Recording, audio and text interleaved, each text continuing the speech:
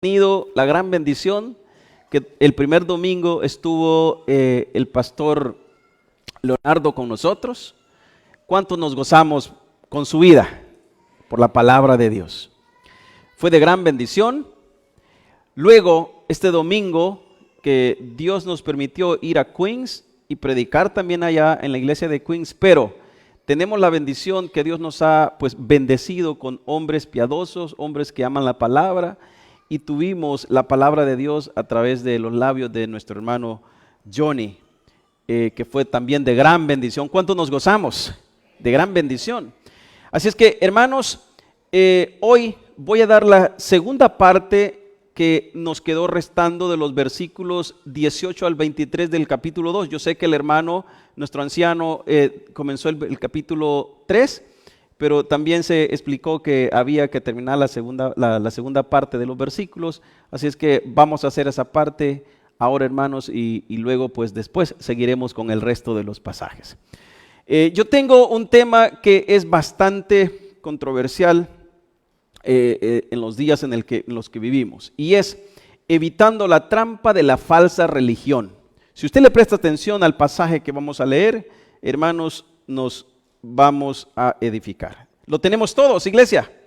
Colosenses 2, del 18 al 23. Lo leo y usted me sigue con su mirada. Dice la palabra de Dios así: nadie os prive de vuestro premio, afectando humildad y culto a los ángeles, entremetiéndose en lo que no ha visto, vanamente hinchado por su propia mente carnal, y no asistiéndose de la cabeza, en virtud de quien todo el cuerpo, nutriéndose y uniéndose por la coyuntura y ligamentos, crece con el crecimiento que da Dios.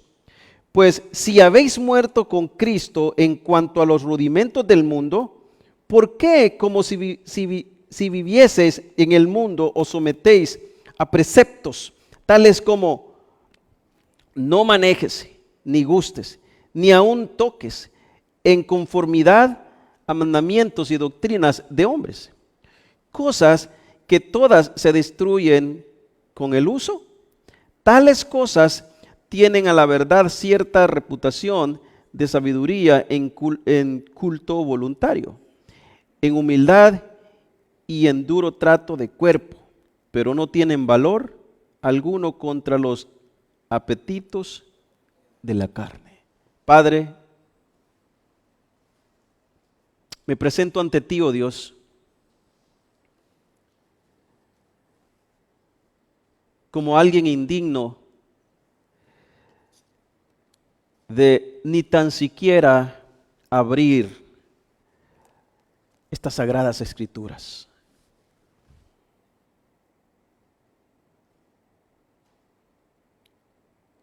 Estamos conscientes que a ti te plujo escogernos según tu buena voluntad. Nadie éramos. Nadie podía dar un centavo en cuanto a nuestro valor por nuestra vida. Mas sin embargo, tú, lleno de misericordia, lleno de amor y de piedad, te plujo llamarnos por nuestro propio nombre, traernos a tu redil e injertarnos a tu familia verdadera. Señor, gracias por tu palabra que nos has dejado. Ella hablará a nuestros corazones. Ella instruirá nuestras vidas. Nos gozamos a cada momento en ella. Habla a nuestros corazones esta tarde. Instrúyenos en toda verdad y en toda justicia. Que tu palabra haga rema en nuestras vidas. Es nuestro deseo. En el nombre de Cristo Jesús oramos. Amén y amén. Pueden sentarse, iglesia.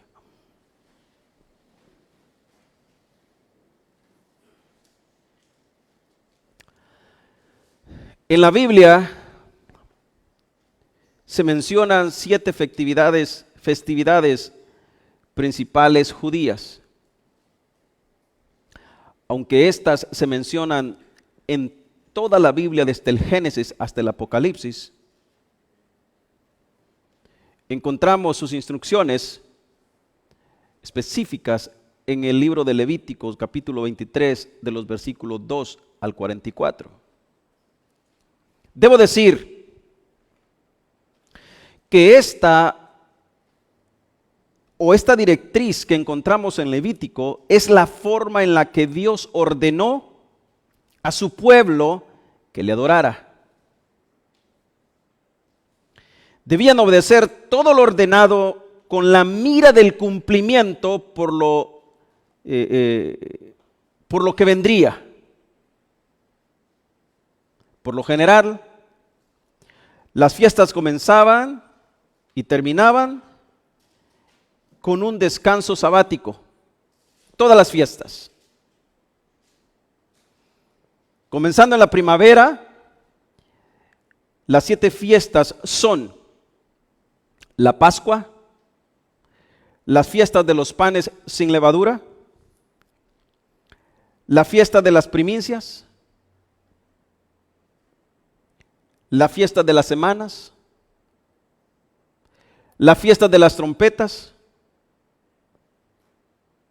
el día de la expiación y la fiesta de los tabernáculos. Todas estas fiestas tenían como objetivo recordar toda la providencia de Dios para su pueblo. Pero algo mucho más importante aún era que todas estas fiestas presagiaban un descanso futuro de todas las cargas que el pueblo tenían por cumplir estas fiestas.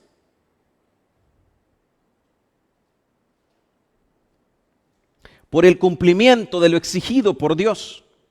Es decir, todas las fiestas en esencia anunciaban la venida del Hijo de Dios, Cristo Jesús. Todas. Y que Cristo Jesús, el Hijo de Dios, cumpliría todas las demandas que Dios hacía al pueblo. Y que en dicho hecho, Dios estaría satisfecho. De hecho, Dios, en cierta ocasión, cuando Jesús caminaba y estaba a punto de ser bautizado, dio testimonio de su Hijo.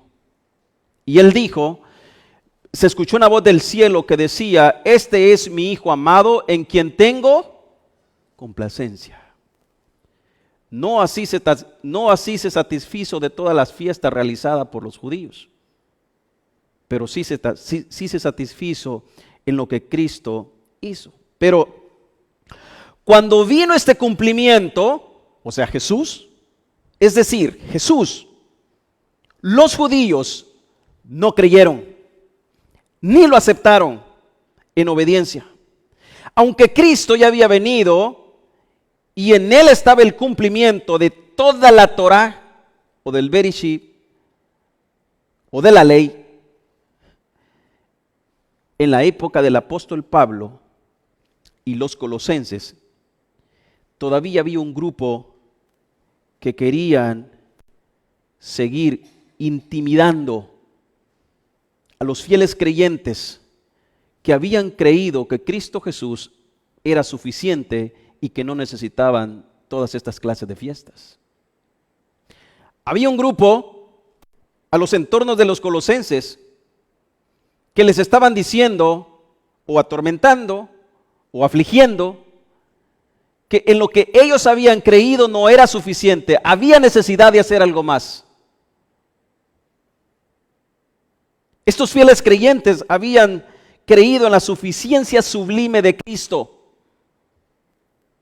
mientras los alrededores decían, no, hay que hacer algo más. Hay que seguir practicando las fiestas. Por el otro lado había otro grupo que creían en la adoración de ángeles.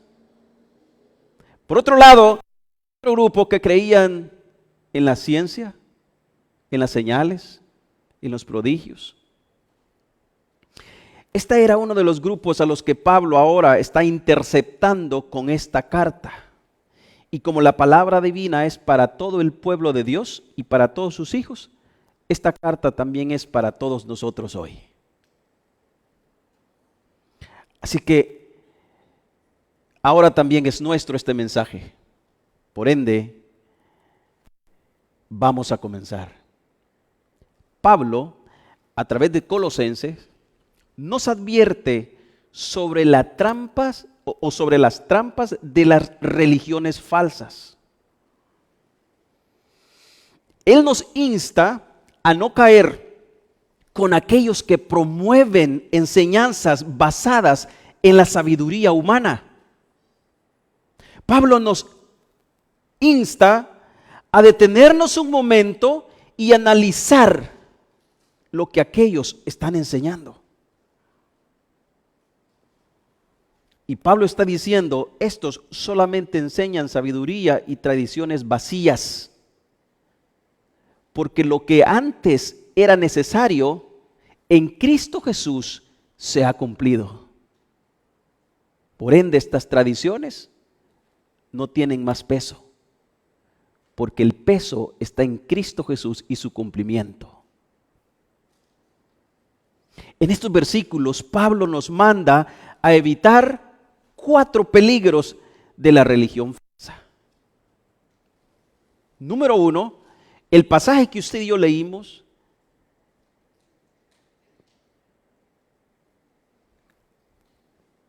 nos advierte de estos 4 peligros. Y número 1 es la adoración a los ángeles, versículo 18.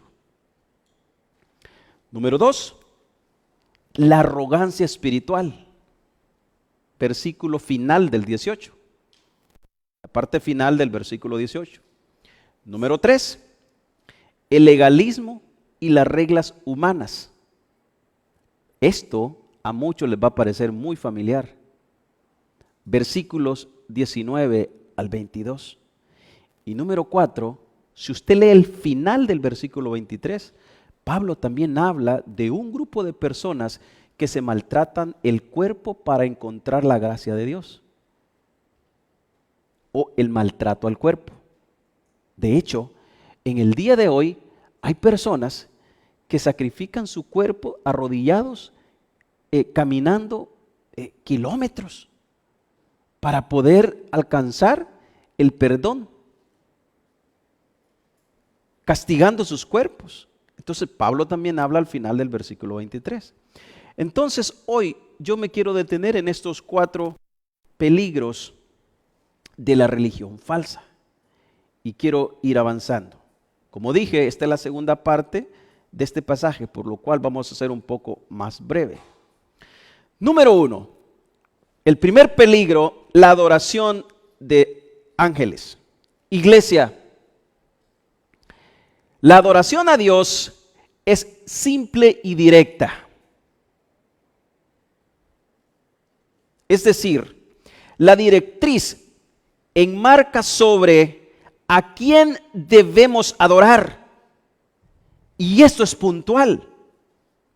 Y esto no tiene ductos que nos llevan a perder de vista a quién adoramos en nuestra adoración. Ni siquiera la oración modelo enfatiza la adoración a Jesús. De hecho, la oración modelo comienza: Padre nuestro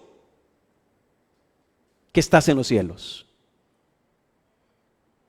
Cristo Jesús es el medio por el cual usted y yo somos salvos. Cristo Jesús es el medio por el cual nuestras oraciones son escuchadas por el Padre. Es decir, Cristo Jesús es el filtro por el cual nuestras oraciones pasan y son aceptables ante los ojos de Dios. Si Cristo Jesús no está en el medio de nuestras oraciones no son escuchadas por el Padre.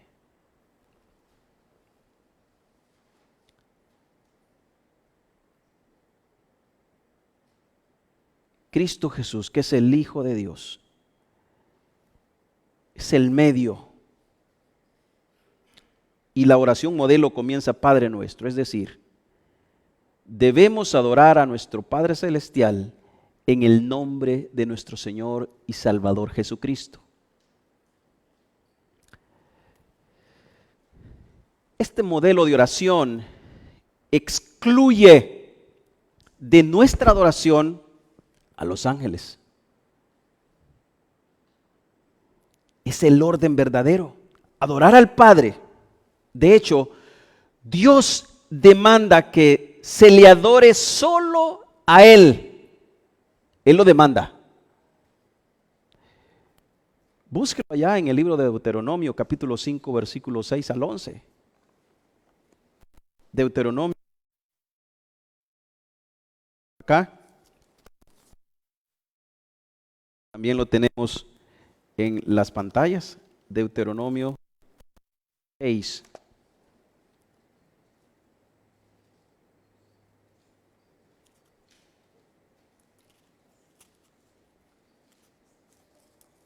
Versículos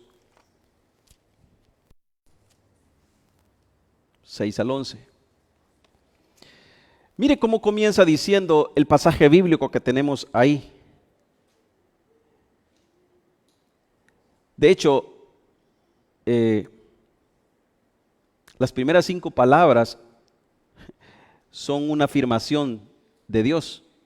Y dice, yo soy Jehová, tu Dios. Eso es como cuando Dios le decía al profeta, ve y dile al pueblo, el gran yo soy. Entonces él comienza diciendo, yo soy Jehová tu Dios, que te saqué de tierra de Egipto, de casa de servidumbre. ¿Cómo comienza el versículo 7? No tendrás dioses ajenos delante de mí.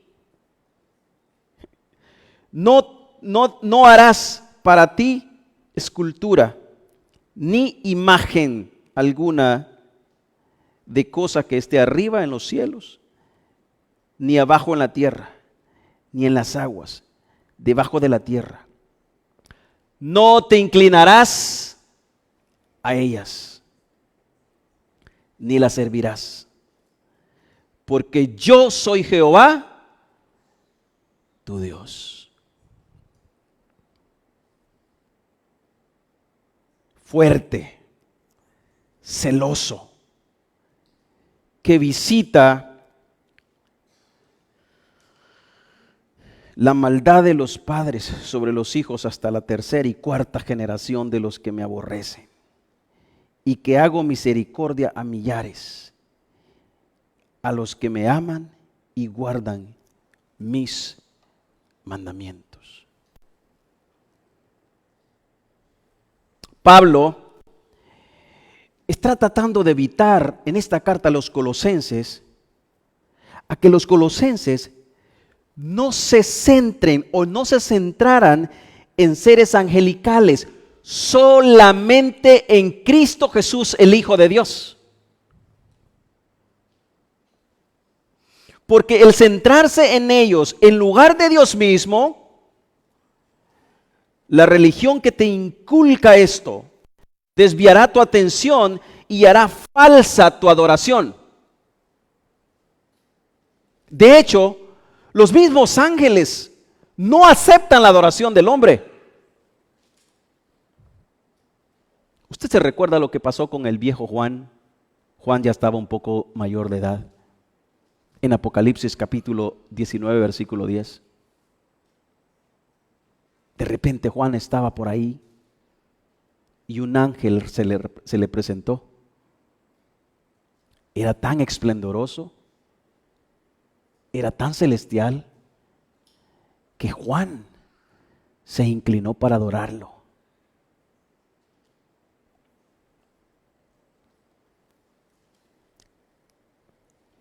El ángel le dice, ten cuidado. Ten cuidado. No lo hagas. Y en Lucas 4:8 también nos dice que solo a Dios debemos adorar. Solo a Dios. Tanto los ángeles, con sus diferentes rangos, querubines, serafines, fueron creados por el Dios Todopoderoso. Tanto usted como yo fuimos creados por el Dios Todopoderoso. Por ende, a quien debemos adorar es al Creador, no a la creación. Hay muchos pasajes que nos hablan que debemos adorar solamente a Dios, pero vamos a ir avanzando. Y el punto número 2 que les mencionaba es que tenemos en el pasaje bíblico es la arrogancia espiritual que nos habla Pablo en el pasaje, el final del versículo 18. Al tratar este punto, me estoy metiendo en un terreno de mucha controversia. Porque en la época en que estamos, hermanos, estamos llenos de personas que han formado un evangelio según sus propios criterios. Han puesto ciertas reglas, han formado ciertos estatutos, los cuales demandan que el pueblo obedezcan y cumplan. Y de no hacerlo, los excomulgan, los sacan de sus congregaciones. ¿Y sabe cuál es el peor caso de esto? Que son personas que al final son ignorantes de la palabra, no la conocen, porque de hacerlo tendrían una adoración más bíblica y enfocada al Señor y por ende dirigirían al pueblo a una verdadera adoración. Entonces, la arrogancia espiritual tiene muchas implicaciones. En contra, número 1, falta de humildad. La arrogancia espiritual lleva al creyente a una falta de humildad en su vida, lo que dificulta el crecimiento espiritual en su relación con Dios. Porque su deseo está por encima del deseo de Dios. Sus objetivos es satisfacerse a sí mismo y no glorificar a Dios. Como también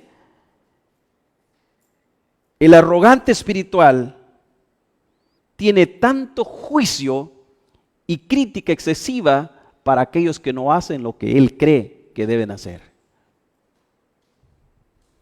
Las personas arrogantes espirituales, hermanos, a menudo tienden a juzgar y criticar a los demás creyentes, lo que puede causar inclusive divisiones y conflictos entre la misma congregación, entre los mismos hermanos. También el arrogante espiritual tiene mucha falta de empatía. La arrogancia espiritual puede hacer que alguien sea insensible a las luchas y dificultades de los demás creyentes, ya que tienden a creer que tienen un mayor conocimiento y mejor relación profunda para con Dios. Por lo cual ellos creen que Dios debe beneficiarlos más a ellos que al resto de la congregación. Esto me hace recordar 2 hombres que llegaron a orar. Y uno de ellos ni siquiera tenía el valor de levantar su mirada al cielo. Mientras que el otro, con el pecho saltado, decía: yo ayuno 3 veces a la semana. Yo leo tantos libros, no, nada que capítulos, libros, hermano, libros. ¿Y este qué? Falta de empatía. También el arrogante espiritual tiene como Como señal es el aislamiento espiritual.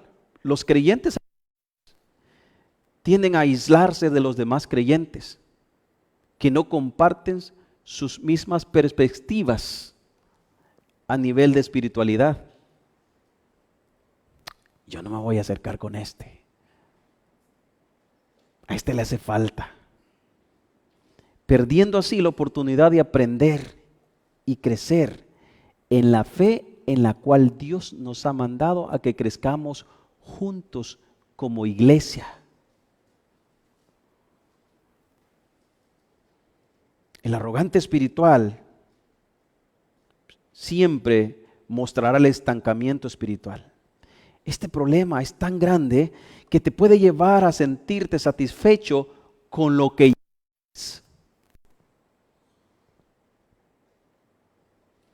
Y lo que los demás dicen o enseñan, ya no le prestas atención, porque crees haberlo alcanzado todo.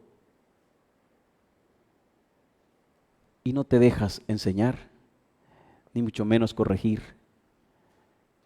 Y que la palabra te redarguya, porque crees que lo has alcanzado todo. Y dices, no, ¿y este qué me va a enseñar a mí? Es que de los que estamos aquí, nadie tiene nada que enseñarte. Pero esto es toda la sabiduría que todo cristiano necesita. Y si la palabra de Dios, es Dios quien te está hablando, no es tu hermano. Es uno de los problemas que tiene el que se cree. Siguiente. Este tiene pérdida de autenticidad. La preocupación excesiva por parecer espiritualmente superior puede llevar a la hipocresía y a la pérdida de sentirte gozoso con los hermanos, de sentirte satisfecho. Todo esto, quien tiene todas esas actitudes, al final, ¿sabe qué es lo que sucede? Termina separándose de la comunidad de fe.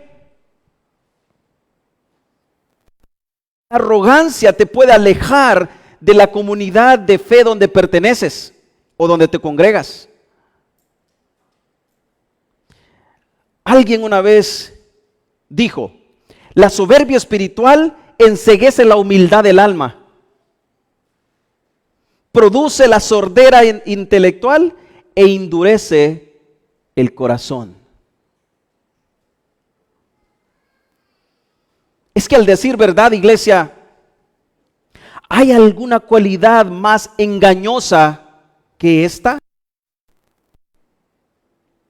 ¿Hay algún otro defecto más horrible que la arrogancia espiritual? De hecho, criticamos esta actitud en los demás, pero la defendemos como verdad absoluta en nuestras vidas. No hay peor caso que un ignorante de la palabra tenga arrogancia de lo poco que sabe.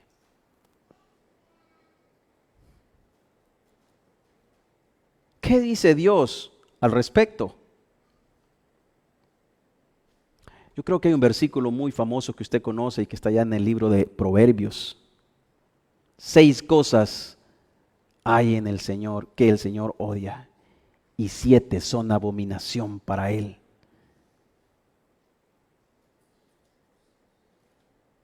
En este punto en específico, debo resaltar que no hay peor cosa que alguien crea saber más que los demás y por ende termine separándose. Es que el problema es que la gente ha estado acostumbrada a tener el estándar de medida del que tiene al lado.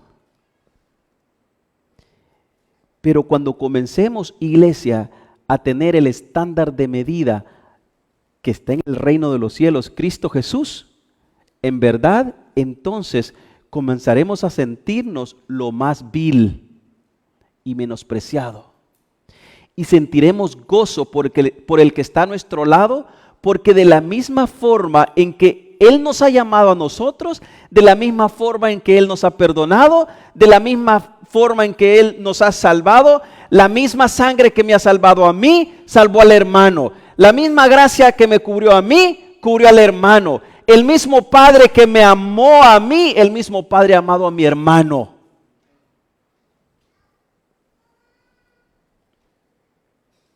En esta fila se cuelan una gran multitud amantes de las doctrinas de Herminio.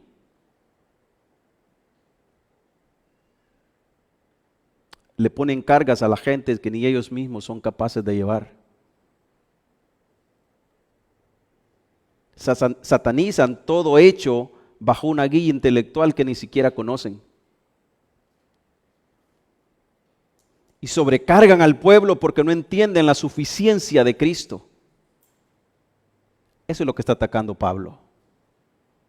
Les está diciendo a los colosenses, entiendan que todas las cargas con las que lucharon en otro tiempo, Cristo Jesús las cargó por ustedes. Ahora con razón Pablo decía después, es que miren, con Cristo es que estoy juntamente crucificado. Ya no vivo yo, las cargas que yo llevaba, Cristo Jesús las llevó por mí. Entonces Pablo está llamando a la carta a los colosenses, a que estuvieran satisfechos en Cristo Jesús. Y que no le prestaran ya más atención a aquellos que andan murmurando por fuera diciendo, ustedes creen en Cristo, ustedes dicen que Cristo es suficiente, no, hay que hacer algo más. Pablo les está diciendo, no, Cristo es más que suficiente, Cristo hizo todo lo que el hombre necesita.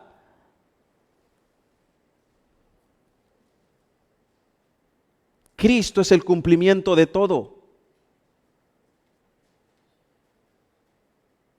Y estos que sobrecargan a los demás creyentes ni siquiera han experimentado la libertad del cumplimiento de Cristo en sus vidas.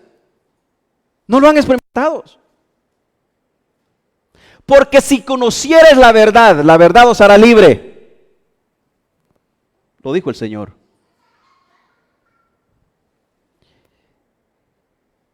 Esto da como para de cada punto sacar un mensaje, pero no vamos a detenernos. Así es que paso al siguiente punto. Punto número 3.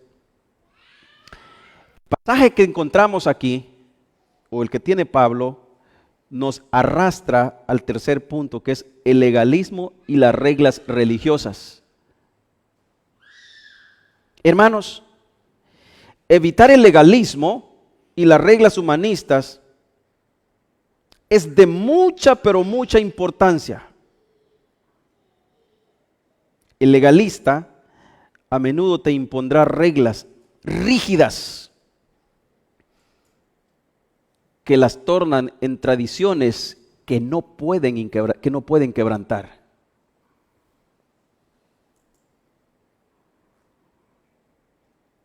Las tornan en tradiciones que van arrastrando generación tras generación.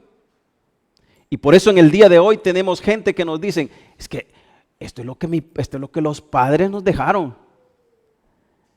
Ellos nos enseñaron así. Y ¿sabe qué es lo más terrible, iglesia?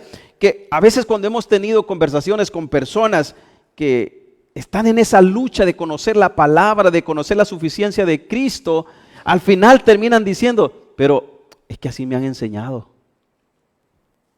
Así me han instruido. Muchos de los que están aquí han tenido conversaciones con personas así, que pretenden entender las doctrinas de las gracias, pero así fue como me enseñaron y no quiero quedar mal con ellos. O quedas mal con lo que te están enseñando mal y adoras al Señor como debes adorar. Pero el legalismo y las reglas religiosas son peligrosas. Peligrosas. Porque el legalista a menudo te impondrá reglas rígidas que las tornan en tradiciones religiosas que debes seguir estrictamente. ¿Y sabe qué es lo peor del caso? Que a menudo todas estas cosas no tienen un fundamento bíblico. No tienen un fundamento claro en las Escrituras. Y esto les lleva a condenar a los creyentes por faltas tan menores. Es decir, acciones o decisiones que no son pecaminosas en sí mismos. Ellos las hacen pecaminosas. Pero que las consideran ellos inaceptables según sus normas meramente humanas, porque no tienen un soporte bíblico y mucho menos ellos tienen un entendimiento de la palabra de Dios. Usted quizás va a decir, bueno, este mensaje es diferente a la primera parte, pero es lo que Pablo nos está enseñando. Pablo les está diciendo a los colosenses, miren, aquí hay un grupo de personas que los quieren arrastrar nuevamente a las tradiciones que todo el tiempo cargaron y sufrieron por ellas. Pablo les está diciendo, no, que nos baste la suficiencia de Cristo, que nos baste su gracia. Ustedes ya son libres, les está diciendo el apóstol. Ustedes son libres, disfruten de la libertad a la que Dios les ha llamado a través de Cristo. El legalismo tiene como punto principal el énfasis excesivo en la apariencia exterior. ¿No se ha fijado usted? El legalismo se preocupa más por lo exterior que por la vida interna espiritual. Mira cómo anda vestido. Ese no es cristiano.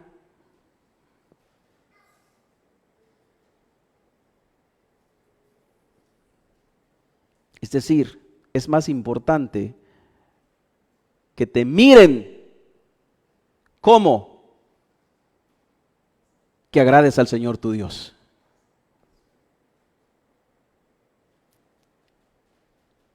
Para ellos es más importante lo que el mundo pueda decir de ti que lo que Dios pueda decir de ti.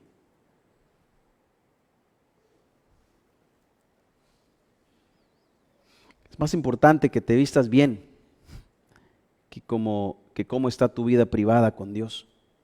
Por ende, esto les lleva a vivir una vida sin libertad en la gracia a la que Dios nos ha llamado. Viven tan preocupados por lo que los demás van a decir que por lo que Cristo o lo que Dios diga de nosotros. Viven tan preocupados por cosas tan pequeñas, por cosas que al final, dice Pablo ahí, no tienen beneficio. Y esto los lleva a una falta de libertad en Cristo. El legalista a menudo se sienten atrapados por un conjunto de reglas que ellos mismos han diseñado. Y esto les limita a vivir una libertad a tal grado que muchos de ellos, líderes, terminan inclusive matándose. Hace creo un año o no sé cuánto atrás salió una estadística de cuántos pastores se habían quitado la vida. En Brasil, en todos estos lugares, porque viven tan cargados de reglas, de dogmas, de cosas que ellos mismos han implementado a sus religiones, que a la final explotan, hermanos. Pero miren, gloria a Dios que usted y yo, Dios nos ha llamado a una libertad en la cual podemos ser felices en el Evangelio. Hay un gozo, nos gozamos en el Señor. La libertad a la que nosotros hemos sido llamados no es cargosa, al contrario, es un deleite en la vida del cristiano. Es un gozo el decir que somos creyentes, que somos cristianos, que le servimos al Señor. Eso no es una carga, eso es un deleite. A esa libertad de la que Dios nos ha, a esa libertad es la que Pablo le está diciendo a los colosenses. Tengan en cuenta que todas esas cargas ya no valen. Cristo Jesús es suficiente para ustedes. Ustedes son libres, seguidores de Jesús aquí en Deer Park. Cristo Jesús nos ha hecho libre de todas las cargas que antes llevábamos. Somos libres en el Señor. Gocémonos en Él. Decía al principio, la palabra de Dios es para todos sus hijos. Y así como Pablo la dirigió a los colosenses, también la ha dirigido para nosotros. También la ha dirigido para nosotros. Bueno, el legalista a menudo se siente atrapados en ese conjunto de reglas que ellos mismos han creado. Nosotros solamente podemos repetir, como dijo el apóstol Pablo: ya no vivo yo, Cristo es quien vive en mí. También podemos decir: con Cristo estoy juntamente crucificado. Las cargas las llevó Cristo en la cruz. Las cargas las llevó Cristo en la cruz. ¿Acaso usted no ha leído la palabra cuando Jesús dijo: Padre, consumado es? La deuda ha sido cancelada. Eso nos da un descanso. Dice su palabra: venid a mí tal como estéis, trabajados y cansados, y yo os haré descansar. ¿Cuántos hemos descansado en la gracia del Señor? Esa es su palabra. Iglesia, es necesario que para que tú y yo evitemos todas estas cosas, tengamos un enfoque en la relación con Cristo. Y para lograr esto tenemos que, número 1, estudiar las Sagradas Escrituras. Número 2, a través del estudio de las Sagradas Escrituras, el Espíritu Santo nos dará discernimiento. Número 3, a través del discernimiento y el estudio de las Sagradas Escrituras, encontramos la libertad en Cristo. Número 4, a través de todo lo mencionado, no nos juzgamos los unos con los otros. Porque sabemos que todos tenemos defectos, pecados. Y Cristo Jesús, el Padre, no nos juzga más. Iglesia, si el Padre no nos juzga más, ¿quiénes somos nosotros para vivir juzgándonos los unos con los otros? Es más, dice su palabra, que nuestros pecados, Él los tomó y los arrojó a lo más profundo de la mar y no se recuerda más de ellos. Así que yo le hago una invitación: deje de preocuparse por los demás y comience a dar gracia a Dios por su vida y por los demás hermanos que tiene a su lado. Porque son el cuerpo de Cristo, son la iglesia. Y todos hemos sido perdonados con la misma gracia, con el mismo perdón. Por ende, también esto nos llega a seguir la ley del amor. ¿Cuál es la ley del amor, pastor? Uno de los 2 grandes mandamientos. Y amarás al Señor tu Dios con todo tu corazón, con todas tus fuerzas, con toda tu mente. Pero no solamente al Señor tu Dios, también a tu prójimo como a ti mismo, la ley del amor. También esto te llevará a escuchar al Espíritu Santo a través de las Escrituras. Por último, te llevará que la gracia y el perdón sean manifiestas en suficiencia en nuestras vidas. Es decir, que todo lo que la palabra dice, que todo lo que Cristo ha hecho y dicho sea suficiente para nuestras vidas. Y termino con el último punto: el maltrato del cuerpo, que es la parte final del versículo 23. En el último versículo nuestro, Pablo también hace referencia a aquellos que se maltratan el cuerpo como forma de sacrificio para fomentar el sufrimiento por la causa porque no es para Cristo. Ahora, ¿qué nos dice la Biblia al respecto? La Biblia nos enseña que nuestro cuerpo, número 1, es templo de Dios, es templo y debe ser cuidado y respetado como tal. Y aunque la Biblia no aborda específicamente el maltrato del cuerpo físico en términos modernos, ofrece principios que denotan y subrayan la importancia de honrar y cuidar el cuerpo como templo y morada del Espíritu Santo.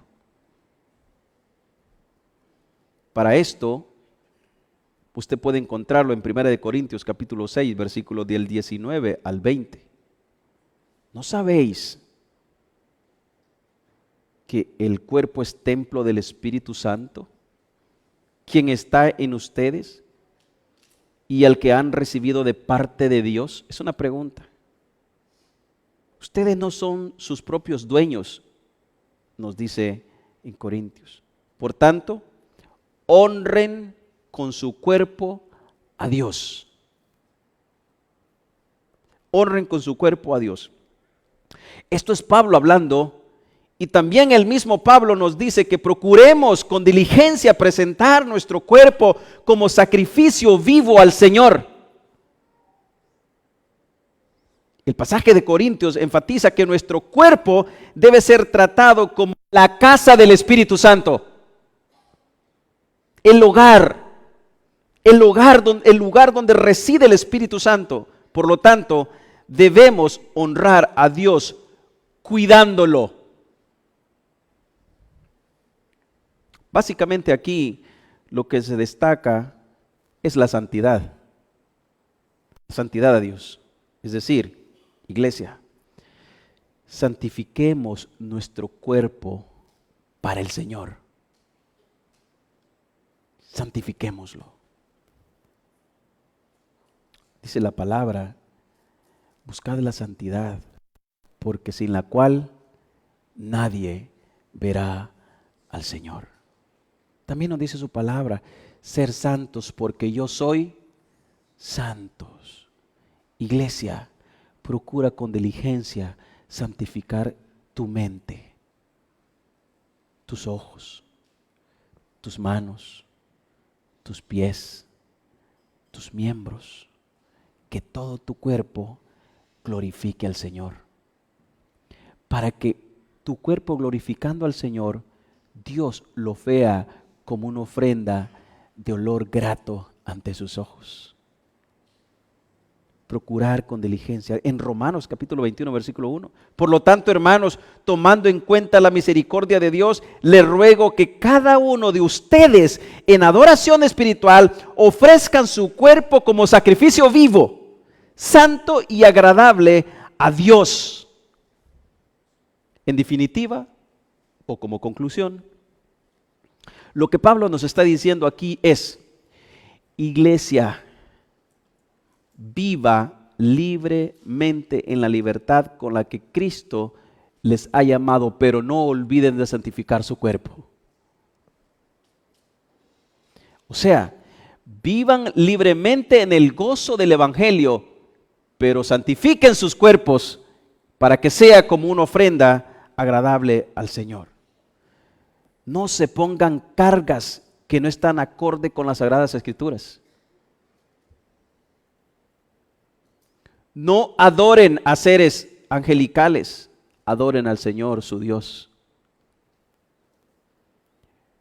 Y sigue diciendo Pablo en el pasaje, estoy parafraseándolo como conclusión, no sean arrogantes espirituales, no sean legalistas. Al contrario, disfruten de Dios. Disfruten de la gracia de Dios. Y termina diciendo, no maltraten su cuerpo, porque el tal es el templo del Espíritu Santo.